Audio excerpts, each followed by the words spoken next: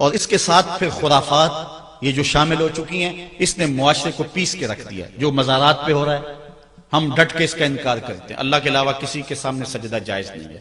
بلکہ ہمارے امام احمد رضا خان فاضل بریلوی نے لکھا ہے، آپ فرماتے ہیں کہ سجدہ قبور بالاتفاق حرام ہے اور طواف قبور بالاتفاق حرام ہے، زیارت قبور بالاتفاق جائز ہے، بوسہ قبور مختلف فی ہے، احوط یہ ہے کہ نہ دیا جائے. یعنی بوسے سے بھی اگر گریز کر لیا جائے تو کسی کو کوئی اور شائبہ نہ ہو تو یہ بھی بہتر ہے. لیکن خیر بوسے کے بارے علماء قائل ہیں، اس پر دلائل بھی موجود ہیں، لیکن قبروں کے سامنے یوں ہی کھڑے ہو جانا اور کھڑے ہو کر کے یوں سر جھکانا یہ جائز نہیں ہے. حضرت مجدد کی تعلیم کیا تھی؟ یہی بات کہی تھی اکبر نے کہ سجدہ نہیں کرتے تو ساری جھکا دی. آپ نے فرمایا نہیں جھکاؤں گا. پھر اس نے آپ کو دربار میں بلوایا، سازش کی، دروازہ چھوٹا رکھا کہ حضرت مجدد الفسانی جب داخل ہوں گے تو سر جھکا کے تو گزریں گے تو کہوں گا لو سر جھکا ہی لیا، لیکن جن کے سر کو اللہ بلند کرے کون جھکا سکتا ہے. حضرت مجدد جب دروازے پہ پہنچے تو سمجھ گئے کہ یہ میرے لیے ایک جال بنا گیا ہے کہ جھکوں گا تو گزروں گا. آپ نے پہلے اپنی ٹانگیں داخل کی. تو اقبال خراج پیش کرتا ہے، حاضر ہوا میں شیخ مجدد کی لحد پر، وہ خاک کے زیر فلک مطلع انوار، گردن نہ جھکی جس کی جہانگیر کے آگے، جس کے نفس گرم سے ہے گرمی احرار، وہ ہند میں سرمایہ ملت کا نگہبان، اللہ نے بر وقت کیا جس کو خبردار. اس لیے کسی کو اپنے سامنے جھکانا یا کوئی میرے لیے کھڑا ہو، حضور نے یہ بھی فرمایا کہ جو شخص یہ ارادہ رکھے کہ میرے لیے لوگ کھڑے ہوں اپنا ٹھکانہ جہنم میں تلاش کرے. آج خود اگر کوئی کھڑا ہو جائے تو یہ اس کی مرضی. اور حضرت سعد آئے، حضور نے فرمایا قوموا الی سیدکم، یہ تمہارا سردار آیا، اس کا اٹھ کے استقبال کرو. لیکن اگر کوئی خود چاہے کہ میرے لیے کھڑے ہوں تو اس کے لیے یہ وعید فرمائی. اس طرح اگر تمہارے کوئی ہاتھ چوم لیتا ہے لیکن ہاتھ چومنے کے بغیر یوں گردن جھکانا یہ درست نہیں ہے، لیکن ہاتھ چومنے کے لیے تو وہ صحابہ کے عمل سے ثابت ہے. لیکن اگر کوئی چاہے کہ میرے ہاتھ چومے جائیں اور اگر جو نہیں چومتا تو اس سے ناراض ہو جاتے ہیں. میں ایک دفعہ ایک صاحب کو ملنے گیا تو ہم ہر شخص کے ہاتھوں نہیں نہ چومتے، آخر جو ہے وہ کسی کے ہاتھ چومنے ہو تو پھر کچھ دیکھنا بھی تو ہوتا ہے. دل اسے دے دیں جو دل بر ہی نہ ہو. تو ہم تو کسی کے ہاتھ چومتے ہیں نا، ہم وہ ہاتھ چومتے ہیں، وہ پاؤں چومتے ہیں جو راہ حق کے مسافر ہوتے ہیں.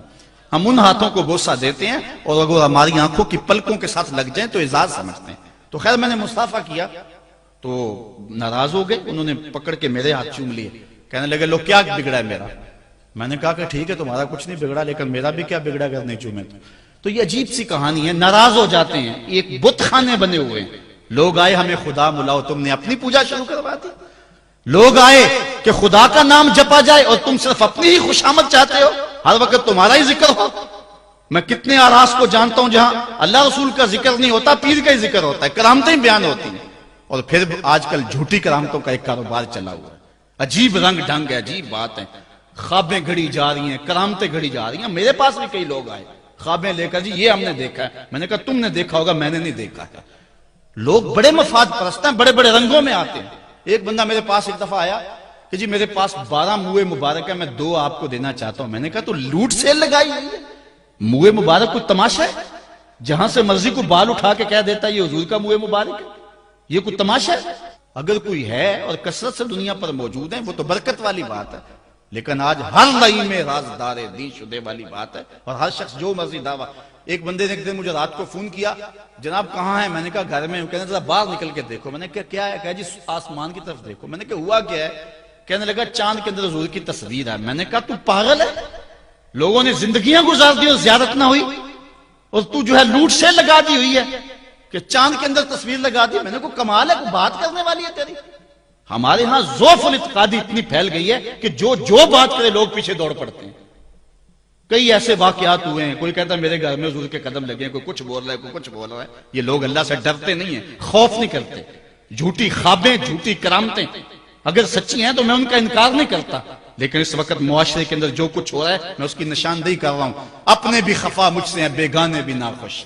میں زہر حلال کو کبھی کہہ نہ سکا کند، بات وہی کہتا ہوں سمجھتا ہوں جسے حق.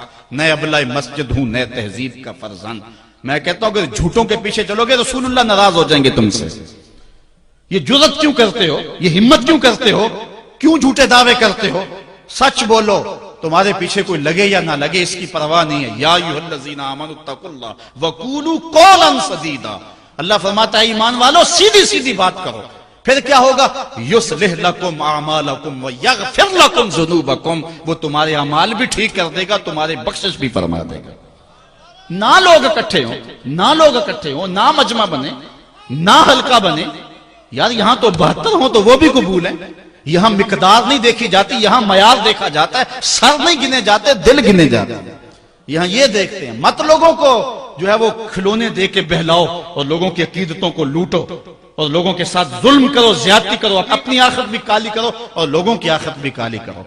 آپ دیکھیں دائیں بائیں، اپنی نظر رکھیں، نگہباں بن کے جو اہل چمن کی آبرو لوٹے۔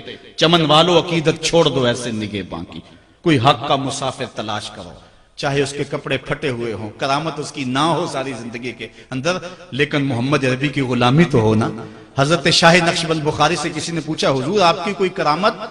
فرمانے لگے اس سے بڑی کرامت کیا ہو سکتی ہے؟ اتنے گناہوں کے باوجود زمین پہ چل رہا ہوں اور زمین مجھ کو دنسا نہیں لیتی اپنے اندر۔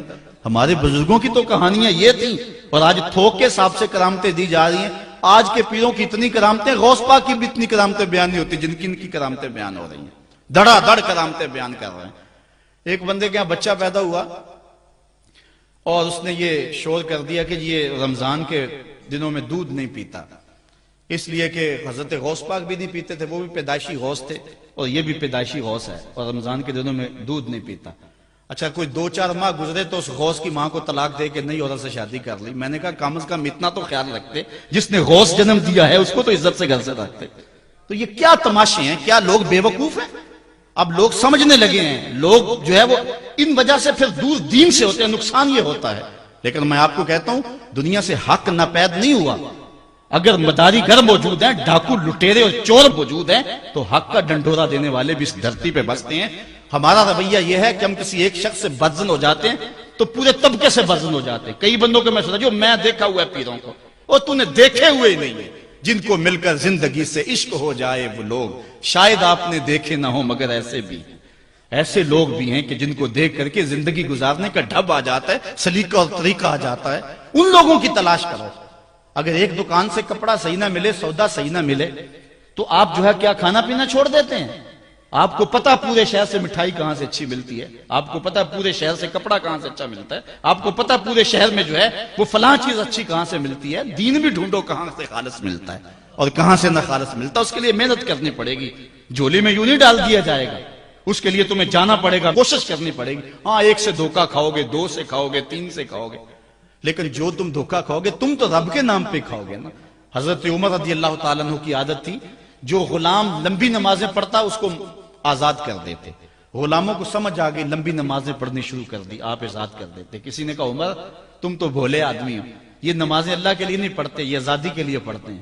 تو حضرت عمر نے کہا یہ مجھے اللہ کے نام پہ دھوکہ دیتے ہیں، میں 100 بار کھانے کے لیے تیار ہوں۔ ایک جگہ سے دھوکہ کھایا، 2 سے کھایا، 3 سے کھایا، 4 سے کھایا۔ جب تمہاری نیت ٹھیک ہوگی منزل ضرور ملے گی، یہ ہو نہیں سکتا۔ خورش دے بدرا جو کب کو حمام کہ یک روز افتد ہمائے بدام۔ سادی کہتے ہیں چارہ ڈالتا جا، دانہ ڈالتا جا، کبھی تتر آئے گا، کبھی مور آئے گا، کبھی کبوتر آئے گا، پھر ایک دن جس کو تو تلاش کرتا ہے وہ ہما بھی تو آ ہی جائے گا نا۔ اس لیے حق کے سفر کو نہ چھوڑنا، چلتے رہنا اور راہ حق کی منزل پر انشاءاللہ ایک دن ضرور گامزن ہوگے۔ ہم مدینے کی گلی میں پھر دوبارہ چلتے ہیں۔ حضرت عمر رضی اللہ تعالیٰ عنہ کا دربار لگا ہے۔ ایک شخص کو پکڑ کر لوگ لے آتے ہیں کہ اس شخص نے ہمارے باپ کو قتل کر دیا۔ حضرت عمر رضی اللہ تعالیٰ عنہ نے پوچھا کیا ماجرا ہے بھائی؟ اس نے کہا جی واقعی میں ان کے باپ کا قاتل ہوں، لیکن میں نے قصداً قتل نہیں کیا۔ ہوا یہ کہ میں ایک مسافر ہوں، جا رہا تھا، راستے کے اندر سبز چراگاہ تھی، میرا اونٹ بھوکا تھا، اس چراگاہ میں داخل ہو گیا۔ اس کے بوڑھے باپ نے پتھر اٹھایا اور میرے اونٹ کو مارا، اس کی آنکھ نکل گئی۔ مجھے بڑا غصہ آیا، میں نے وہی پتھر اٹھا کر اس کے باپ کو دے مارا، لیکن وہ ایسے ٹکانے پہ لگا کہ اس کا باپ فوراً فوت ہو گیا۔ میرا قصد اور ارادہ نہیں تھا، لیکن بہرحال میں اس بات کا اقراری ہوں کہ میں نے اس کے باپ کو قتل کر دیا ہے۔ آپ جو حکم سنائیں میں اس کو قبول کروں گا، لیکن میں ایک مہلت مانگتا ہوں کہ میرے دوست، میرے بھائی کی کوئی رقم میرے ذمے ہے، میرے پاس اس نے امانت رکھی ہوئی ہے اور وہ مجھے پتا ہے کہ میں نے کہاں چھپا کے رکھی ہوئی ہے۔ اگر آپ فیصلہ کر دیتے اور میری گردن کاٹ دی جاتی ہے تو وہ امانت جو میں نے رکھی ہوئی ہے سنبھال کر کے، میرے علاوہ کوئی جانتا بھی نہیں ہے، تو وہ اس تک کون پہنچائے گا؟ اگر آپ مجھے 3 دن کی مہلت دے دیں تو میں جا کر کے اس کی امانت اس کو واپس کر کے پھر واپس آؤں گا، پھر یہ پھندا پھانسی کا میں اپنے گلے میں ڈلوانے کے لیے تیار ہوں گا۔ حضرت عمر رضی اللہ تعالیٰ عنہ نے فرمایا کہ کوئی شخص تیری ضمانت دے دے تو ہم تجھے چھٹی دینے کے لیے تیار ہیں۔ اس نے دائیں بائیں دیکھا، پورے مدینے میں اس کا کوئی شناسہ ہی نہیں تھا، واقف ہی نہیں تھا، ایک اجنبی شخص تھا۔ حضرت ابو ذر غفاری کھڑے ہو گئے، کہا حضرت عمر میں اس کی ضمانت دیتا ہوں۔ ضمانت دے دی گئی، وہ چلا گیا۔ تیسرے دن وعدے کا جو وقت تھا، لوگ جمع ہو گئے، دربار لگ گئے، ابھی تک آنے والا نہیں آیا۔ لوگوں نے کہا ابو ذر تو نے غلطی کی ہے، ایک اجنبی کی ضمانت دی اور ابھی تک وہ نہیں آیا۔ اور میاں صاحب فرماتے ہیں ایک بار جو پھائیں اڑ جاندے اور پھر کدی نہ پھنس دینے۔ ظاہر ہے وہ چلا گیا، واپس تو نہیں پلٹ کے آئے گا، اسے پتا ہے کہ آگے سیدھی سیدھی میری موت ہے، تو تم نے یہ کیا غلطی کی؟ خیر آپ نے فرمایا کہ اگر وہ نہ آیا تو یہ پھانسی کا پھندا میرے گلے میں ڈال لینا، لیکن بہرحال میں نے اس کی ضمانت دی۔ کچھ عرصہ بیتا کہ دور سے گرد و غبار اڑتا ہوا دکھائی دیا۔ جب صورت واضح ہوئی تو وہی شخص تھا۔ حضرت عمر فاروق رضی اللہ تعالیٰ عنہ کے دربار میں کھڑا ہو کہنے لگا حضرت کسی وجہ سے تاخیر سے پہنچا ہوں، معذرت چاہتا ہوں، اب جو حکم ہے پورا کیجیے۔ حضرت عمر رضی اللہ تعالیٰ عنہ اس کے پھانسی کے احکامات جاری کر چکے تھے۔ آپ نے فرمایا کہ ابو ذر یہ بتا کہ تو نے اس کی ضمانت کیسے دی جب تو اسے جانتا نہیں تھا؟ تو سنو حضرت ابو ذر غفاری نے کیا کہا۔ کہا ایک اجنبی میرے محمد کے مدینے میں پناہ مانگ رہا تھا اور اس نے چاروں سمت دیکھا اور کوئی شخص نہیں تھا جو اس کو امان دیتا اور اس کی ضمانت دیتا، تو میں نے اس لیے ضمانت دے دی کہ نہ بھی آیا تو اپنی جان چلی جائے گی، کل کو یہ تو نہیں کہے گا کہ محمد کے مدینے میں کسی نے ضمانت مانگی تھی، پورے شہر میں کوئی ضمانت دینے والا نہیں تھا۔ اس کو کہا کہ انہوں نے تو ضمانت دے دی، میاں اب تو بتا کہ تو چلا گیا تھا، تجھے جانتا کوئی نہیں تھا، نہ پلٹ کے آتا تو تجھے کوئی پوچھنے والا نہیں تھا، تو نے یہ دوبارہ موت کے منہ میں کیوں اپنا سر رکھا ہے؟ تو اس نے کہا کہ میں نے کہا کہ ایک اجنبی کی ضمانت ایسے شخص نے دی ہے جو مجھے جانتا بھی نہیں ہے، اور اگر میں نہ گیا تو لوگ قیامت تک اجنبیوں پر بھروسہ نہیں کریں گے کہ اجنبی یوں سلوک کیا کرتے ہیں۔ تو حضرت عمر رضی اللہ تعالیٰ عنہ اس کے پھانسی کے احکام جاری کیے، تو جن کے باپ کو قتل کیا تھا وہ بیٹے کھڑے ہو گئے، کہنے لگے تاریخ کی کالک ہم اپنے منہ پہ ملیں گے، ہم بھی اپنے باپ کے قاتل کو معاف کر دیتے ہیں۔ یہ ہماری تاریخ ہے، یہ ہماری کہانی ہے، لیکن آج ہم کس جگہ پہ کھڑے ہیں اور کیا ہماری صورتحال ہے؟ نہ ہمارا کردار رہا اور نہ ہمارا کوئی تشخص رہا۔ آج ہم نے اپنا تشخص بھی مٹا کے رکھ دیا، اپنے طرز زندگی بھی بدل دی، نہ ہماری باطن کی وہ روشنی رہی، نہ ظاہری وہ صورتیں رہی کہ ہم پہچانے جائیں کہ حضور کے غلام ہیں، بلکہ آج بھانت بھانت کی بولیاں بول رہے ہیں۔ اقبال نے کیا کہا تھا؟ اپنی ملت پر قیاس اقوام مغرب سے نہ کر، خاص ہے ترکیب میں تجھے قوم رسول ہاشمی۔ بلکہ آج فیشن کے طور پہ یہ کہا جاتا ہے جی آج کل دین پہ چلنا بڑا مشکل ہے، یہ آپ بھی سنتے ہوں گے، لوگ کہتے ہیں جی آج کل دین پہ چلنا بڑا مشکل ہے۔ یہ کون کہہ رہا ہے؟ جو مسجد میں آتا ہے تو موسم کے مطابق گرم اور سرد پانی دستیاب ہے، اس کے لیے ماحول ہے، اس کے لیے خوبصورت قالین بچھے ہوئے ہیں، مخملی مسلح رکھے ہوئے ہیں، جو نرم اور گداز مسلحوں پہ پیشانی رکھ کر کے سجدہ کرتا ہے، وہ بطور فیشن کہہ رہا ہے جی آج کل دین پہ چلنا بڑا مشکل ہے۔ میں اس کے جواب میں کہا کرتا ہوں میاں تیرے لیے مشکل ہے یا کربلا والے حسین کے لیے مشکل تھا؟ انہوں نے تو نہیں کہا کہ دین پہ چلنا مشکل ہے، تیرے لیے مشکل ہے دین پہ چلنا، یہ حضرت بلال حبشی کے لیے مشکل تھا، جنہوں نے تپتی ہوئی ریت پہ سجدے کیے، گلے میں رسا ڈال کر کے گھسیٹا گیا اور انہیں پاؤں میں زنجیریں ڈال کر کے مکے میں کھینچا گیا، ہاتھوں اور پاؤں میں میخیں ٹھونک دی گئی، چکی پسرائی گئی، لیکن بلال ہیں کہ آگے مسکرا رہے ہیں. کسی نے گزرتے ہوئے کہا بلال عجیب تماشا ہے، عجیب کہانی ہے کہ وہ تمہیں مار رہے ہیں اور تم آگے سے مسکرا رہے ہو. تو سنو حضرت بلال نے کیا جواب دیا. حضرت بلال فرمانے لگے میاں تم جاؤ نا بازار میں مٹی کا برتن بھی خریدنے، تو اس کو بھی ٹھونک بجا کے دیکھتے ہو کہیں کچا تو نہیں ہے، اس کی آواز تو خراب نہیں ہے. کہا تم تو مٹی کا پیالہ بھی خریدو تو ٹھونک بجا کے دیکھتے ہو کہیں کچا تو نہیں ہے. میرا مالک مجھے خرید رہا ہے، دیکھ رہا ہے بلال کہیں کچا تو نہیں ہے. میں کہتا ہوں مالک کھال ادڑ بھی جائے گی، حق حق کی آوازیں ختم نہیں ہوں گی.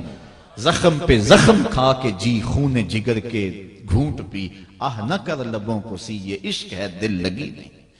تو یہ ایک دین گریزی ہے، یہ عمل گریزی ہے. جی آج کل بڑا مشکل ہے. پہلی بات ہے مشکل ہو بھی تو ہمارے پاس کوئی دوسرا آپشن موجود نہیں ہے. ہم ان لوگوں کی کہانیاں بھول سکتے ہیں کہ جنہوں نے اس دین کے راستے کے اندر دکھ بھی سہے، ان کو ٹکڑے بھی کر دیا گیا، ان کو 2 اونٹوں کی پچھلی ٹانگوں سے باندھ کر کے 2 ٹکڑوں میں بانٹ بھی دیا گیا، لوہے کی کنگھیوں سے بدن چھیدے بھی گئے، ہڈیاں توڑی بھی گئیں، آگ میں ڈالا بھی گیا، جلتے اور کھولتے تیل میں پھینکا گیا، لیکن انہوں نے رب کا نام نہیں چھوڑا، رسول کا نعرہ نہیں چھوڑا.